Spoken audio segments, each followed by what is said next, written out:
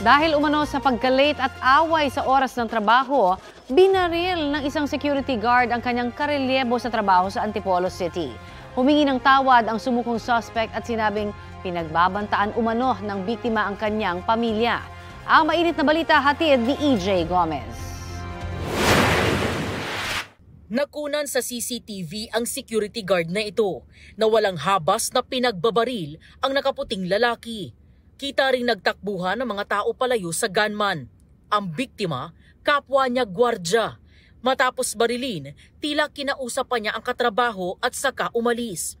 Nangyari yan sa isang warehouse sa Barangay de la Paz, Antipolo City kahapon. Dead on the spot ang 34 anyos na biktima na nagtamo ng tama ng mga bala sa baywang at tagiliran. Sumuko sa rumispondeng pulis ang namaril na CQ na napag-alamang karelyebo ng biktima. Na-recover mula sa suspect ang 9mm caliber na baril. Hindi na raw nakapagpigil. Apat na bala yan, 4 na laman. Nilagay mo lahat sa kanya. Sa pahayag ng suspect sa pulisya, away raw sa oras ng duty at pagkalit ng biktima ang ugat ng pamamaril. According sa kanya ay madalas na ganun ang ginagawa, parang imbes na alas 7 ang turnover nila, laging lumalampas ng 7:30 or more. Na-late po eh.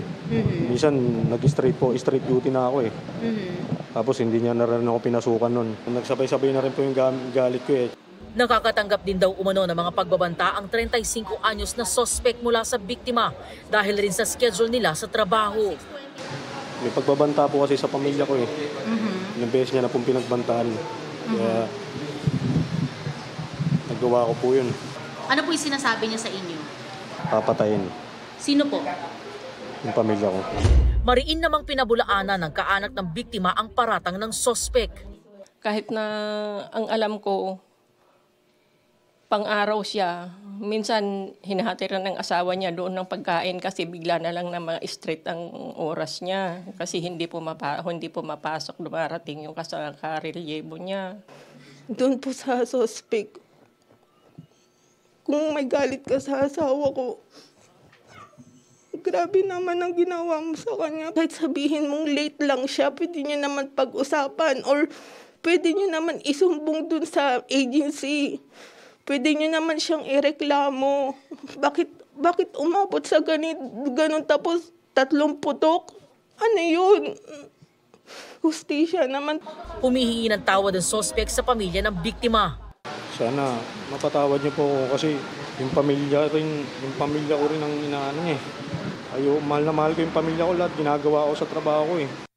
Sa custodial facility ng Antipolo Component City Police Station nakakulong ang suspect na maharap sa kasong homicide. EJ Gomez, nagbabalita para sa GMA Integrated News.